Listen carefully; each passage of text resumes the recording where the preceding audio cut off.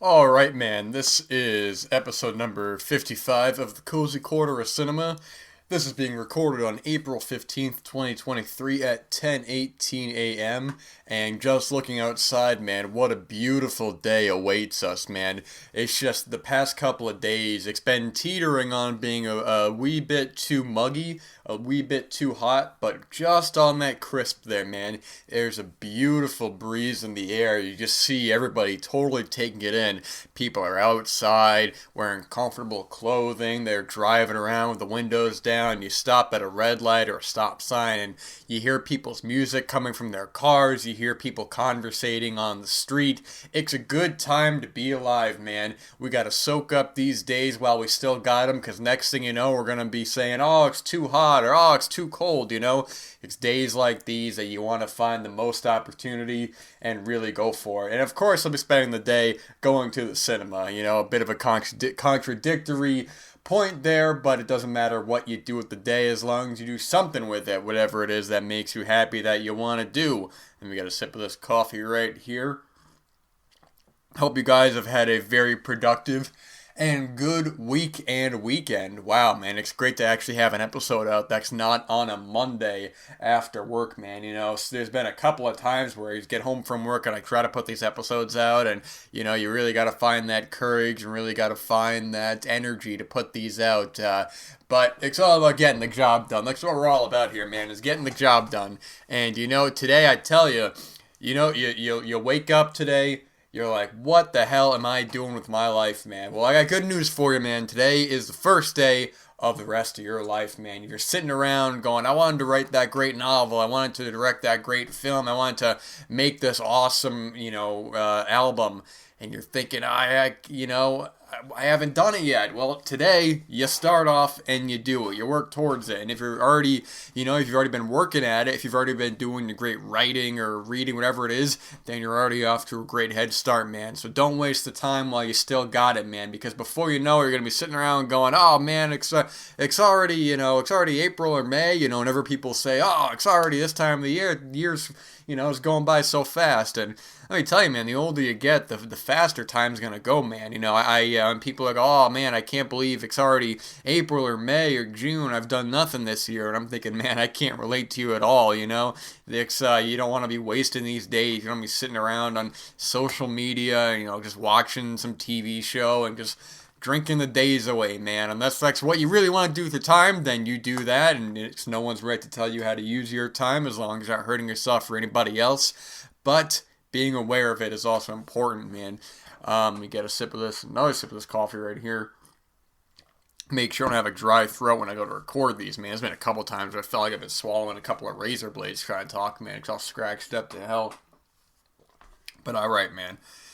There's a couple sales happening right now. I was going to talk about this last week, but I didn't get an opportunity to. At the time of recording this, there are a couple of good sales happening that you may want to be aware of to jump on. I partook in a couple of sales, and actually one just started up again yesterday. So this weekend only at the time of recording this, so it might be too late by the time you get to this. But definitely want to keep these in mind. That AGFA, the American Genre Film Archive, has a 50% off sale going on Vinegar Syndrome's website. A lot of interesting titles here. There's they got their newer releases, I should say, films like Attack of the Beast Creatures and Glow, the story of the gorgeous ladies of wrestling. The Zodiac Killer has a new slipcover with it. This is an older release by them, and it's an interesting film. This is I don't know if it's exactly a great film. Actually, I know it's not a great film, but it's interesting for sure, man. It's something else. Definitely want to keep that in mind if you're interested in a lot of that true crime sort of stuff. I'm not as knowledgeable, but I like watching a lot of it, man. And you got the Doris Richmond sets. You got one of my favorites, man, Wicked World by Barry J. Gillis, who did one of my favorite films, Things, which is just one of the most insane, transgressive pieces of art I've ever seen. It's a film you watch and you want to show it to people. But there's also other plenty of solid films as well. The McPherson Tape is a real solid found footage film from the 1980s. You have Scary Tales, which is a fun SOV anthology film. Jungle Trap, which was an unfinished film that eventually got finished a couple years ago. I picked up their release of The Leather Boys when they had the sale this past January of the films for $10. So I grabbed this for $10. This looks really interesting, man. This has what the hell's her name, man? Is it? I want to make sure I got the name right here. Real interesting actor, man. Yeah, that's what it is. Rita Tushingham, who I think most people probably know from the film A Taste of Honey. From 1961. I don't know if that is a Blu-ray or not, but either way, that's got to be kept in mind. But yeah, definitely check out that film if you haven't already, A Taste of Honey. Real interesting coming-of-age film, but she's in this film as well. I have it, but I haven't watched it yet. But either way, keep that in mind. Check out those titles, man. See if there's anything on your radar. And while you're there, look at some other titles, man. There's no shortage of interesting Blu-rays and 4Ks and DVDs to come across on the site. As well as Kino Lorber have their sale going on right now. I don't know when this one ends. I think maybe in about a week or so, but they have a whole handful of titles there. A lot of 4Ks, a lot of titles I've talked about before in the Blu-ray episodes. Great films worth of time. Taking the Pelham 1, 2, 3, Marathon Man, Serpico, Death Wish, The Italian Job, which I actually just watched a couple of days ago, man, from, what year is that from, man? 1969, man, with Michael Caine. And what a terrific film that was, man. Just a real fun, great high pursuit car chase film. It's just awesome, man. Directed by Peter Collinson. What else did he direct, man? That name sounds so familiar. I want to see if I'm familiar with any of his other work. Might not be. We directed that film Fright, which just recently got a Blu-ray. I don't think that's gotten the best of talk, but yeah, that might be the only film of his I've seen was The Italian Job. Actually, the remake of that is coming to 4K next month, so I haven't seen that one, but I'll bring that up again. Anyways, you got the Kino sale going on, and you also have the Arrow and Arrow UK sale going on. I purchased a handful of titles. From the Arrow UK sale. I mentioned before that second run had a whole handful of titles that I've been looking to get, and wouldn't you know it, man, I picked up a whole handful of second run titles, man. It was awesome. Picked up some 4K upgrades. Maybe I'll talk about some of those when I get to rewatch those, man. I finally grabbed that 4K at Croupier. I wanted to get that when it came out, but it's just one of these things I never got around to it. You talk about so many Blu-rays that it's sort of like, you can't get everything, man. Unless you just devote all your income to only Blu-rays. But hey, man, I got bills to pay. I got food to eat. It's like, hey, maybe one day I don't have to worry about any of that stuff. I can just spend all my money on films, but not quite there yet, man. But yeah, I grabbed that 4K at Croupier, and man, there's just a lot of really good stuff happening, man. And Arrow US has a sale as well. So keep an eye out for those, man. Plenty of good titles. I don't think the brand new titles are on sale yet, to my knowledge. I really wanted to grab that Lucas Moodysson set, which I still haven't got. An acquaintance of mine has been talking about the films on his YouTube channel, and it's just got me really psyched to check out some of his work. I've only seen Loving a Mall or Fucking a Mall, as I say it, a Mall, A-M-A-L, and I really, what a charming film that was. I watched that for 1998, and it was just a really, real charming lesbian coming-of-age story. This girl, I just really dug that film. I also watched an interesting film a little while ago, which would make a good pairing with it, made around that same time. A film I don't like quite as much, but I think recently got a restoration within the past year or two. I'm gonna mess up the title here. Is it The Incredible? You know what? I'm actually gonna look this up because I'm gonna mess up the title. I was talking about a film yesterday with an acquaintance of mine. I just got the title completely wrong. Yeah, it's The Incredibly True Adventure of Two Girls in Love from 1995. Yeah, I didn't love the film or anything like that. I think it's a more interesting time capsule and period piece of of the 90s. It feels very 90s, but very interesting film as well. I would recommend that, from director Maria Magenti. How do you say that name? Coffee time, man. Very good stuff. All right, man.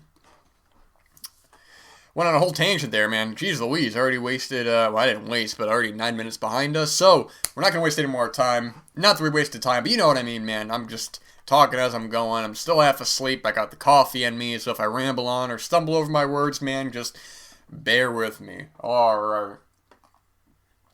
I finished reading an interesting book recently about, well, I think I mentioned a while ago, the last book I had read before this one was that interesting book on, let me just actually type this in here, hold on. Interesting book on, oh geez Louise, man. Trying to do this and also trying to get this up. Okay, there we go. I read that interesting book on Francois Truffaut, and it was an analysis of his films. It was primarily his first handful of films. It goes up to a certain point, and I think the revised edition of that is when it went into his later work, some of his last couple films like The Last Metro, Mississippi Mermaid, I believe was a later one, The Man Who Loved Woman, and I don't remember what his last film was. Anyway, very interesting book. And actually, speaking of the Kino sale, I didn't realize how many Truffaut titles they had released there. I knew about the ones that Criterion released, but I grabbed all the Truffaut titles from the Kino sale. The collection, The Story of Adele H., what was it, Mississippi Mermaid, and it was one more that I don't remember the name of, but it's a really great look at how smart of a filmmaker Truffaut was and how interesting of a guy he was, of that whole period. I've talked about this a couple times before, but of that period of the Cahiers, I think you say it, Cahiers, I don't know, Cahiers du Cinema, the magazine. We had a lot of prolific filmmakers who were critics who worked for that magazine, or people who were in that kind of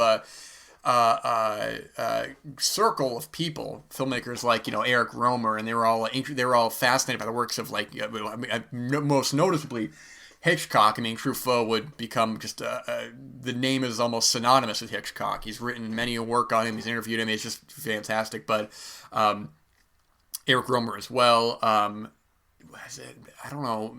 I think Claude Chabrol might have been before that. I'm not actually sure. Claude Chabrol is one of the big French filmmakers whose work I am not as familiar with. I actually picked up both of those box sets from an Arrow sale a little while ago. And actually, the other night I watched one of his films, Cop à Vin, I believe is the title of it, which is very interesting. I really like that film a lot. And his work, and actually I know way before, but Jean Renoir, both of their works as prolific French filmmakers I am less familiar with.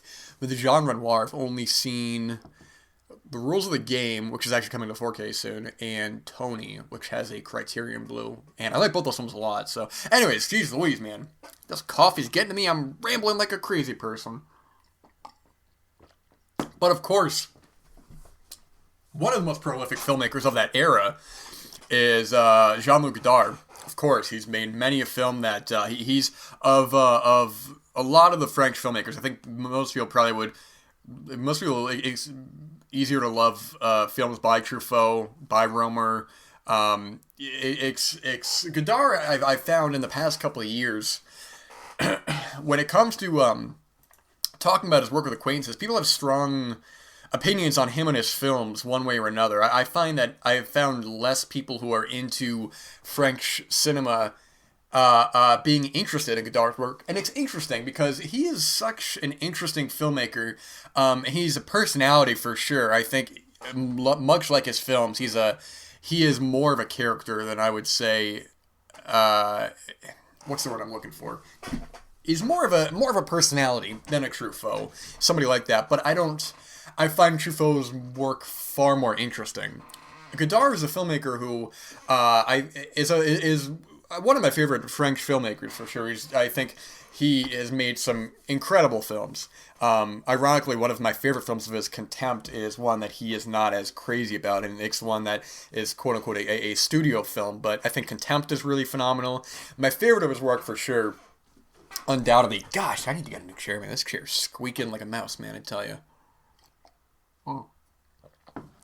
One of my favorite film is Pierre Le Fou with Jean-Paul Belmondo and Anna Karina. I think it's a really terrific film, but also Alphaville, I think, is great. Of course, Band of Outsiders or A Band Apart.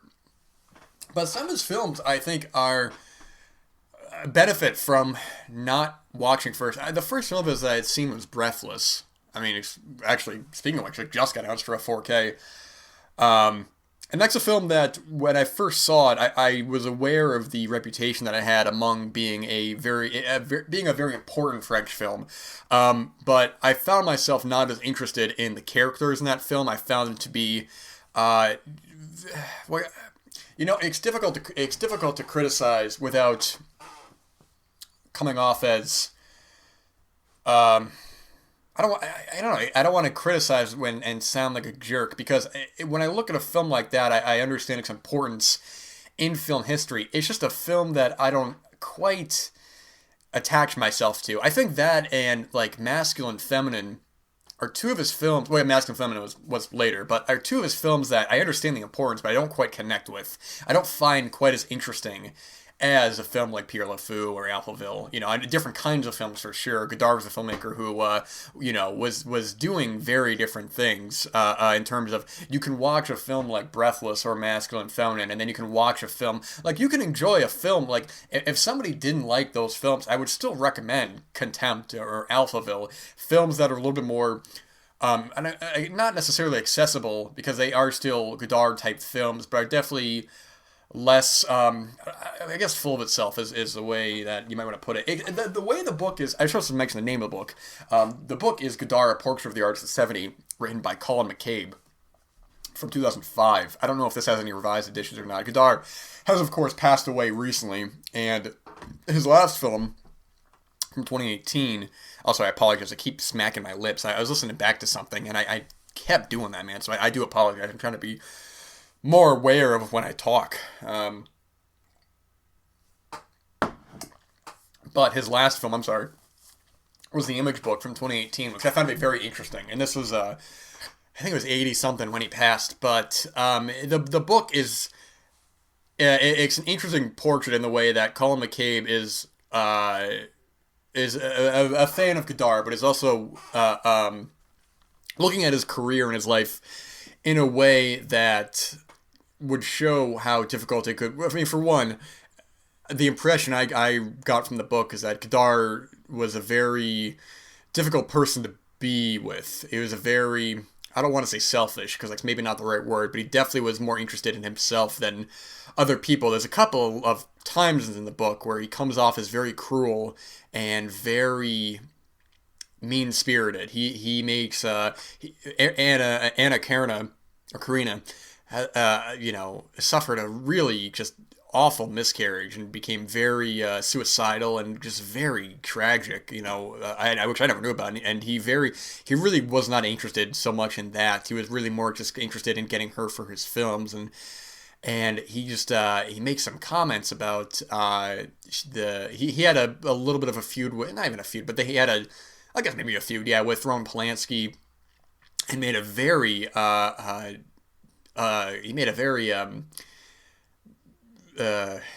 bizarre comment about the death of Sharon Tate that it was a weird thing to say. And same with Truffaut. Him and Truffaut sort of had a falling out of sorts, and had another strange comment about learning that Truffaut, who died of, was it brain cancer, I believe, in the 80s, much before his time, man. I think we were really, the later works of Truffaut is an interesting direction of his career, because it's definitely a far cry from his earlier work. I think The Last Metro is a film that I'm not totally crazy about, but I like it. It's a very interesting film. Anyways, my point is that the book, I'm going off on a tangent here, but the book is not afraid to show Godard in a very Not so great light. He was somebody who was very devoted to his craft. He was very, very opinionated and was more interested in himself and his work. But he also could be very caring and kind, and some of his film sets were very easy to work with. Others were not so much. I forgot what two films they were, but there was two films in the 70s or 80s that they just talk about the experience as being just completely miserable. Because Godard was such a difficult person to work with, and even in his later years, just never relented. I look at his work, and I look at specifically Truffaut because the book mentions him a lot, and I just think that they're two interesting filmmakers, but I think are two filmmakers that were on completely different spectrums of talent. I think Truffaut in his writing and the way that he structures not only plots but the characters. I think Truffaut is much more scholarly. I find his work to be far more interesting, and without being too derivative, I found him to be a much more intelligent person than Godard, much more aware, much less narcissistic. Not that I'm saying Godard is narcissistic, but I got much more of an ego from Godard. Whereas Godard, I think, was making very interesting films in his own right, I think it's undeniable the book talks about his editing, briefly talks about his editing, and you watch his films like Weekend or Breathless, and you see his editing and his kind of quick cuts, masculine, feminine. A couple of his films I haven't seen. I haven't seen Vivre sa vie, and I haven't seen the La Petite Soldade. Funny, I own La Petite Soldade, and I have Vivre sa vie recorded off TCM, but I haven't watched those yet. So La Petite Soldade, I believe, was his follow-up to Breathless, and I don't know what year Vivre sa vie was, but he's a very interesting filmmaker in his own right. But after reading the novel, it painted a good portrait of why his films might be a little more difficult to get into, and why his personality may turn some people off. When I watch films, I'm not really interested so much in the personality of the filmmaker. People will say, I don't want to watch this film because because I don't like this guy involved, I don't like this guy involved, which, by the way, I think it's just silly, man. I've heard people say, for like certain actors, I'm not watching that film because they said something that I don't agree with. They said they did this or that. And I'm thinking, man, if you're gonna do that, then you might as well just stop watching films at all, because you're gonna it's making a film is no small feat and can require a lot of people. So if you're not going to watch a film because you don't like somebody involved, then who knows that. But what about the production assistant? Maybe they did this that you disagree with, or maybe the costume designer. This and that. I don't really agree with. It's all in the eye of the beholder, man. Whether or not you want to watch a film because because it's somebody who you may disagree with, or you have somebody like Roman Polanski, who's somebody, a notorious artist, but I think is a genius. I think he's one of the great artists of the 20th century. I think that's pretty, despite whatever may happen later on in his life, there's really no denying, to me at least, that he is a genius. And he continued to be a genius. I think The Pianist is one of the great films of the 21st century. And I just remember seeing a comment sometimes, somebody trying to take that away from him because of his personal life. And I'm just like, man, if this was the same exact film directed by somebody else, you would have a completely different opinion. But because it's this guy that you don't like, then, shadowing your criticism of the film. And I don't think that's a great way to critique films. That's a total side tangent there. I do apologize for that, man. This coffee's getting to me. Gosh, I really did not get to anything else I was trying to talk to. This is what happens when I ramble on, man. I just start going off. But, it gave me, I know I'm kind of talking about the different way of looking at Godard, but it did give me an appreciation, a different way of looking at his films. A lot of his stylistic techniques that he was more aware of early on, but then later on shifting away. After Weekend, the shift in filming, the shift in the kinds of films he was making, like, what the hell was that film, man, that he did with Gerard Depardieu from, I think, the 90s, man. I want to see if I can find it right here, which I don't think is a great film or anything like that, but I found to be very interesting. somebody's yeah, it's well, the name is Oh Woe Is Me, but it translates to Hélas pour moi. Very interesting film from 1993 that I like quite a bit. So I mean, it's I'd be interested to read another of kind of another portrait of him, kind of looking at the film specifically about the filmmaking evolution of him, because the book also goes off sometimes on the political climate of France at the time, some of the ideologies that Godard and company were going after that I truthfully, I won't even act like I totally understood it all. There's a couple times where they're going off about Maoism that I didn't totally understand. Even the student kind of protests of the mid '60s that the Truffaut book talks about a little bit as well, but even still, I didn't quite get a totally good portrait of what exactly the political turmoil was. But either way, I just wanted to highlight that. I think Godard is one of the great French artists of the 20th century and is in good company with the other great French filmmakers of the time, the Truffauts, the Romers, the Chabrol's, who were just making really interesting work all around the same time. And, the Vardas, of course. I mean, she was kind of doing her own thing, but, it's important to mention her as well. I mean, like Agnes Varda is a filmmaker I'm not really, a big fan of, but I find her to be a very, also R.I.P., everyone's dying. Also, I find her be a very interesting person. I find the evolution of her filmmaking to be very, very interesting. The documentary side of her career and the theatrical narrative side, not narrative, the cinematic side, I should say, of her career as well. I'm less interested in some of her works, but I find it to be very, very interesting as well. And of course, Jacques Demy, married to Varda, who is also making just really incredible, interesting films as well. But yeah, man, that's a whole tangent right there. But anyways, with that said, let's see here, man. I'm going to get another sip of this coffee and we'll go on. I recently watched, a little while ago, a film that I really have been enamored with. Symbiopsychotaxiplasm Take 1, directed by William Greaves, from 1968. And I watched this around the same time that I had watched David Holzman's Diary from, I think, 68 or 69. Two very interesting, 67, interesting transgressive pieces of bordering the line between a narrative film and a documentary. And when I say narrative, that's probably not the right word to use, because narrative does not distinguish itself from a documentary, but I would say cinematic.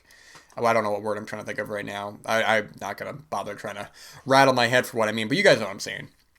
Anyways, but I watched Symbiopsychotaxiplasm Take 1 and David Holzman's Diary around the same time. I loved both the films.